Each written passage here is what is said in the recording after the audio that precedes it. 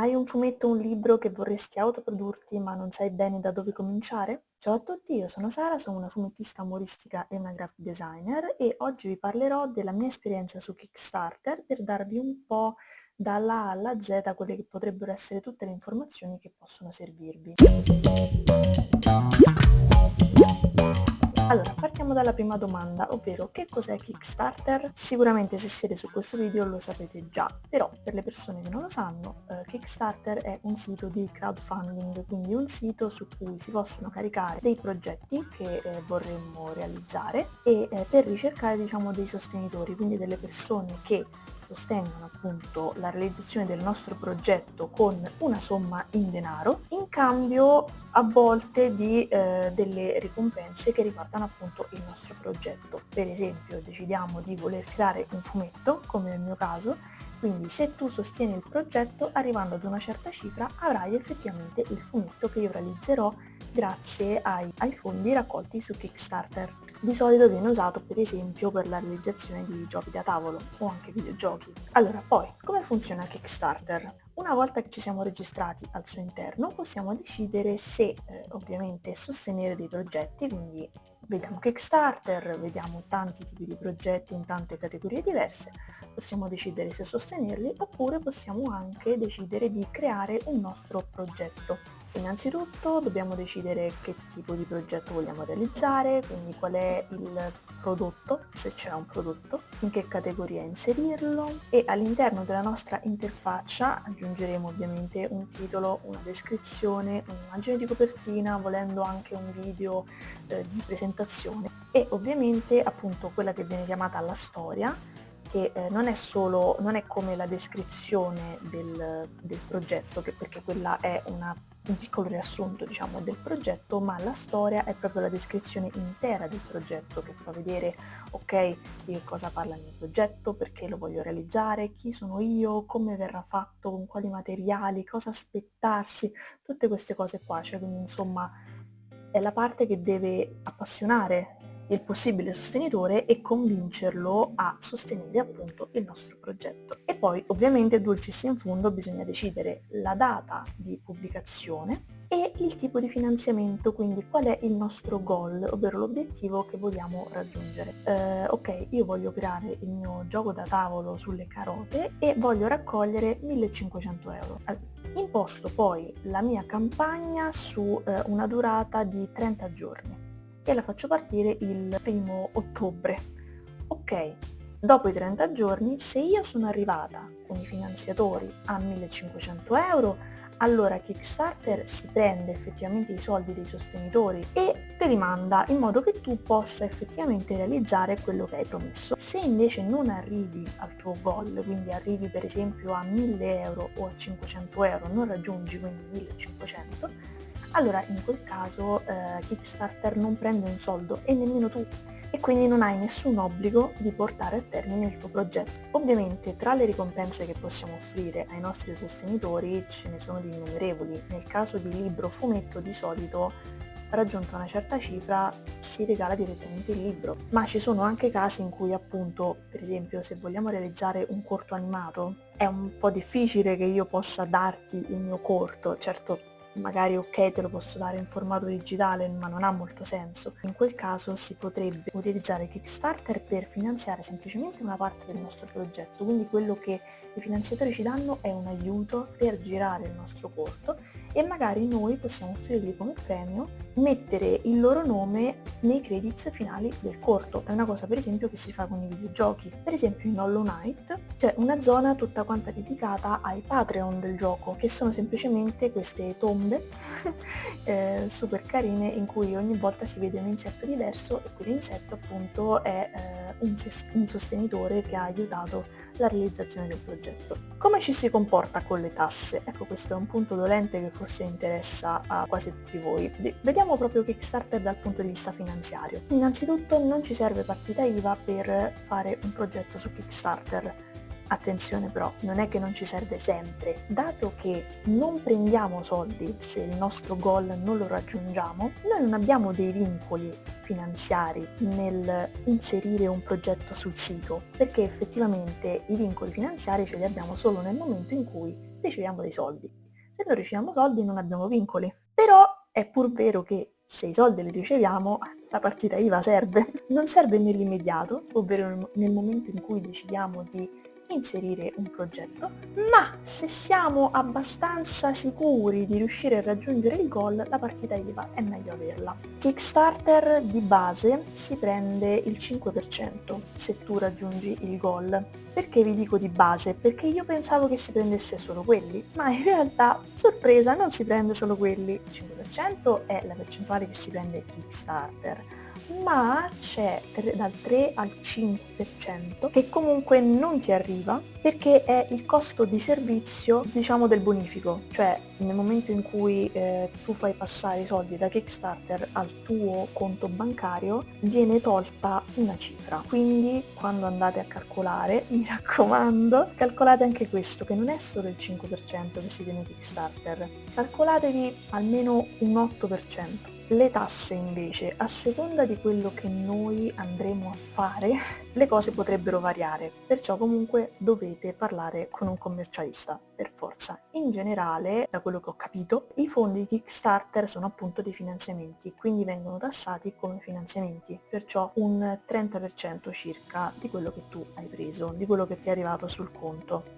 Poi, serve effettivamente essere iscritti alla Camera di Commercio? Ecco, questo dipende dalla vostra intenzione, nel senso che se voi create dei prodotti in serie e decidete di cominciare a venderli, quindi per esempio avete il vostro gioco da tavolo, utilizzate Kickstarter per finanziarlo e quindi per crearlo. Dopo il Kickstarter voi volete continuare a crearlo perché il Kickstarter vi serviva per far partire il progetto. Dopodiché voi volete produrre in serie il vostro gioco, distribuirlo in vari negozi o alle fiere o roba del genere, ok, allora in quel caso vi dovete iscrivere alla Camera di Commercio perché state vendendo dei prodotti. Per tutto il resto parlate col commercialista perché ogni caso è a sé. Parliamo adesso invece del mio progetto, ovvero questo qui. Ovviamente non si tratta solo di una cosa autocelebrativa. Il mio progetto è appunto un libro su una serie online che ho portato avanti per diverso tempo che si chiama My Little Succubus. Appunto non solo per farmi i complimenti, ma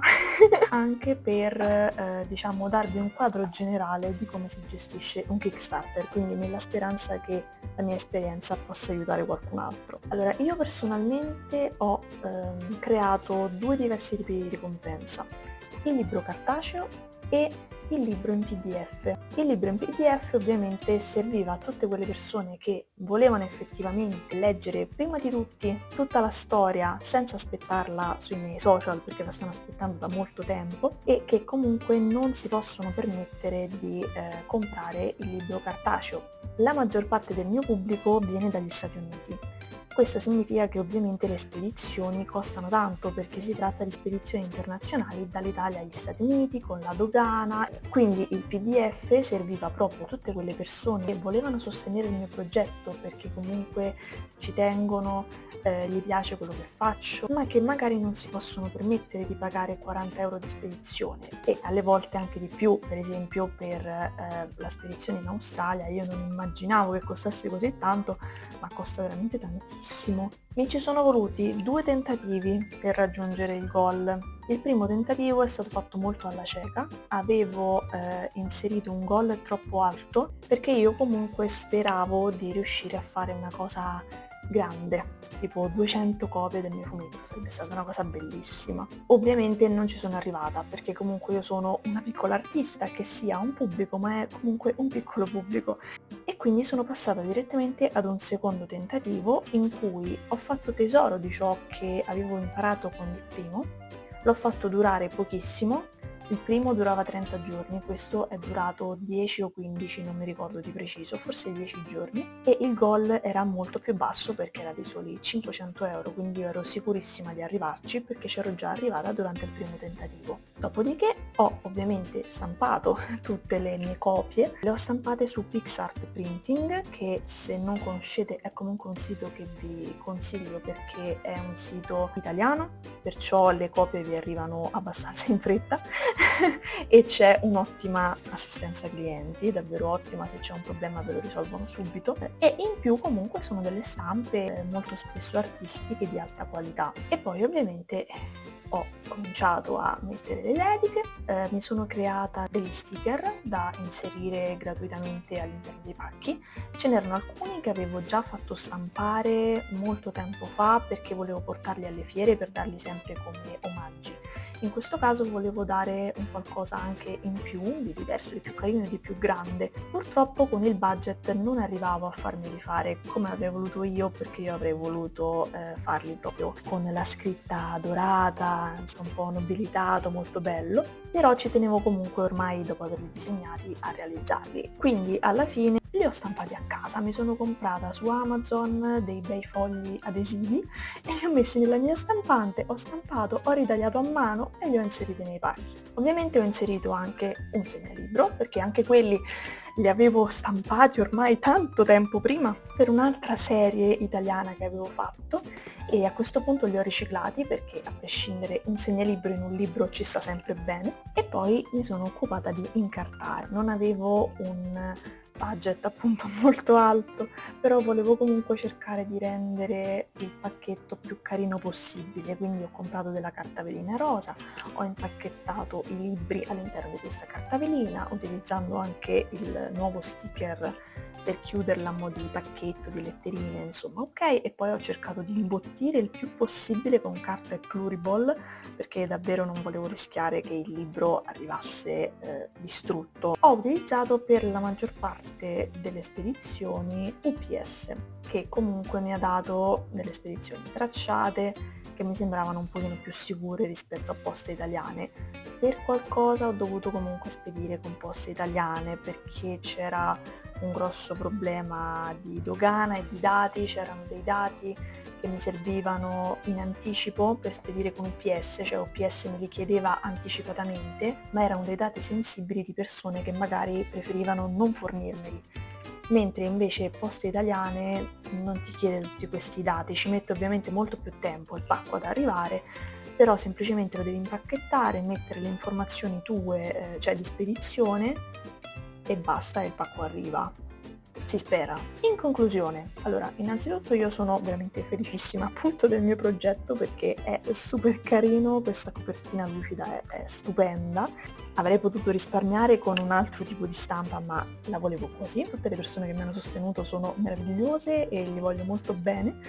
E Kickstarter è sicuramente un ottimo modo per realizzare un progetto autoprodotto, soprattutto se è la prima volta che proviamo a fare una cosa del genere. Ovviamente, come detto, a meno che il nostro progetto non vada benissimo e non si abbiano tantissimi finanziatori e quindi non diventi una cosa grossa, è difficile guadagnarci, cioè proprio guadagnarci, però comunque la soddisfazione di vedere che siamo riusciti a fare una cosa da soli, una cosa che ci piace e che comunque è piaciuta anche alle persone, è impagabile. In più, al massimo, come nel caso mio, quindi di un fumetto, è una cosa che non ho ancora fatto, ma volendo, per esempio, potrei prendere questa esperienza fatta su Kickstarter e utilizzarla per magari provare a vendere la serie, il libro, anche ad un editore e quindi a fare un'altra stampa molto più in grande, perché appunto con l'appoggio di un editore, se volete leggervi My Little Succubus, purtroppo non potete più acquistare il libro perché ho prodotto solo le copie per Kickstarter,